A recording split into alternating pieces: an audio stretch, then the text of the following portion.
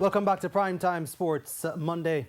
Let's bowl off with a cricket, shall we? Cricket West Indies is this evening refuting claims that it was forced to admit liability in a case brought against them by Phil Simmons for unfair dismissal as West Indies head coach. This after a story which was published by ESPNCricinfo today. Simmons, the current Afghanistan coach, has claimed damages of more than $300,000 with a final sum to be agreed at a court date in Antigua on March 26.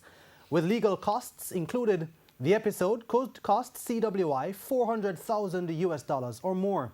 After guiding the West Indies to their second ICC World T20 title, Simmons was sacked in September of 2016, having complained publicly about interference from outside in the selection of sides.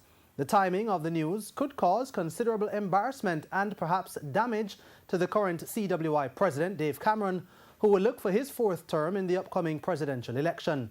In the meantime, CWI has released a statement saying they never denied liability in the Phil Simmons dismissal affair for any other reason than to ensure an amicable resolution in the interest of West Indies cricket.